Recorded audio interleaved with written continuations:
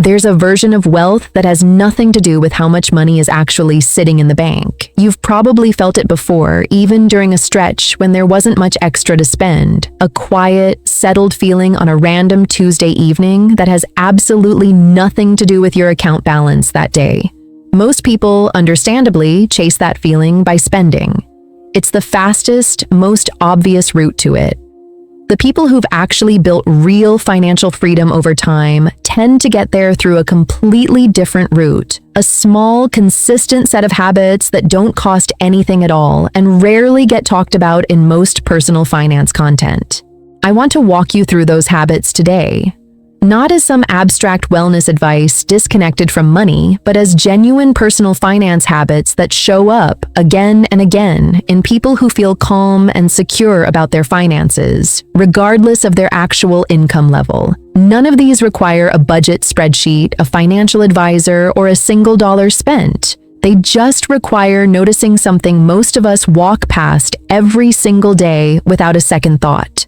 The first habit: they know exactly where they stand without checking obsessively. This sounds almost contradictory at first, so let me explain it clearly. Financially secure people don't typically check their bank balance 5 or 6 times a day out of anxiety, refreshing an app compulsively. But they do know, roughly and confidently, what their actual financial picture looks like at any given moment. What's coming in, what's going out, what's genuinely left over once the essentials are covered. That knowledge alone, completely free to acquire, produces a kind of calm that spending can never actually buy, no matter how much is spent trying.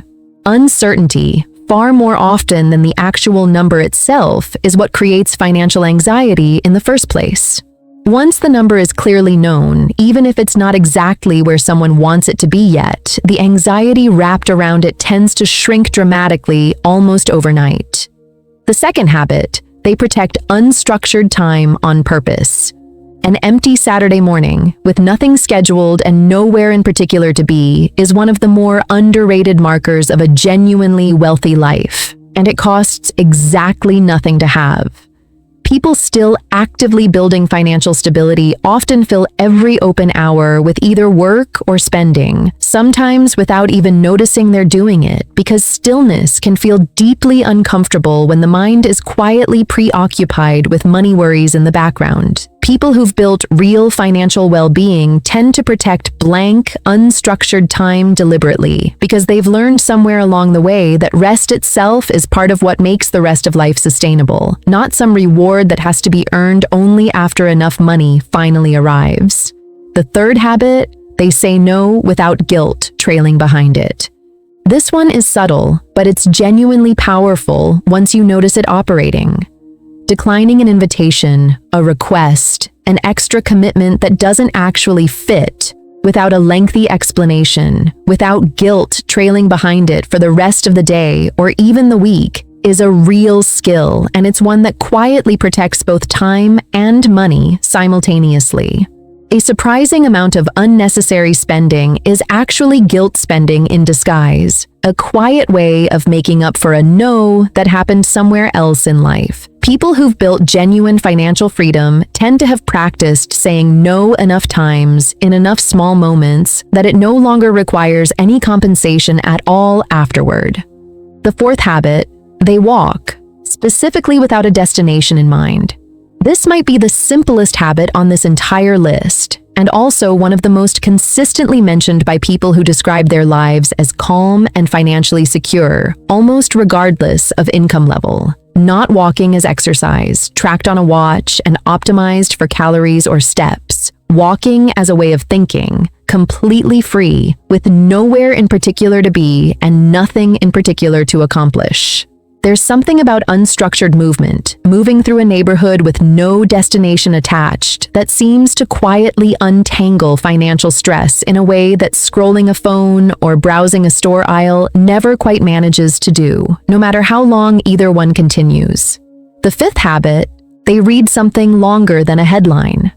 In an age of constant short-form content, endless scrolling, and information arriving in 5-second bursts, actually sitting with a book, a long article, or a genuinely in-depth piece of writing has become almost rare, even among people who consider themselves informed. People who've built real financial stability tend to still make time for this, not necessarily reading about money specifically, but reading in general on almost any topic, because the habit of sustained attention on one single thing translates directly into the kind of patience that building real wealth actually requires over years. Financial freedom, after all, is mostly a patience problem quietly dressed up as a money problem. The sixth habit: they cook one meal a week without any goal attached to it, not meal prepping for efficiency with containers lined up and a spreadsheet of macros. Not cooking specifically to save money, though it often naturally does exactly that as a side effect. Just cooking, slowly, unhurried, for the actual experience of doing it, with music on and no timer running. This habit shows up surprisingly often in people who describe genuine financial contentment in their lives. Not because cooking itself directly builds wealth, but because it represents a small, recurring proof that satisfaction doesn't always require a purchase, a subscription, or a delivery app arriving at the door. The seventh habit: they have one person they can talk to honestly about money. This is, in a lot of ways, the rarest habit on this entire list, and arguably the most valuable one of all 7. Most people carry their financial worries entirely alone, even inside otherwise close relationships, because money still carries more shame and secrecy attached to it than almost any other topic people discuss. People who've built real financial security over time tend to have found at least one person, a partner, a sibling, a genuinely close friend, with whom the actual numbers can be said out loud, plainly, without performance and without embarrassment creeping in.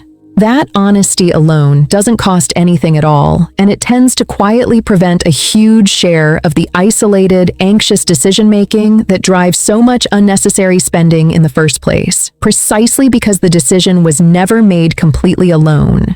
Here's what ties all 7 of these together, and it's worth naming directly. Every single one of them builds a kind of internal stability that no purchase can actually replicate. Spending can simulate the feeling of wealth for an afternoon. These habits, practiced consistently, tend to produce something closer to the real thing, a genuine, durable sense of having enough, regardless of what the account balance happens to say on any given day. That doesn't mean money doesn't matter or that financial planning isn't important. It clearly is. But there's a version of financial freedom that gets built entirely in the space between paychecks, in habits that cost nothing and rarely get talked about, precisely because they don't come with a receipt to show for it. So here's a genuine question for you. Out of these 7, which one is already part of your life, and which one might be worth quietly starting this week? Tell me honestly in the comments. If this kind of honest, practical look at personal finance and financial well-being is useful to you, this is video 19 in an ongoing series here on Quiet Wealth, where we explore money management, financial freedom, and the quiet psychology behind building real wealth. Subscribing means you'll catch the next one in this series. Thank you for spending these few minutes with me today, and maybe this week try one of these 7 habits and notice what it actually costs you. Probably nothing at all.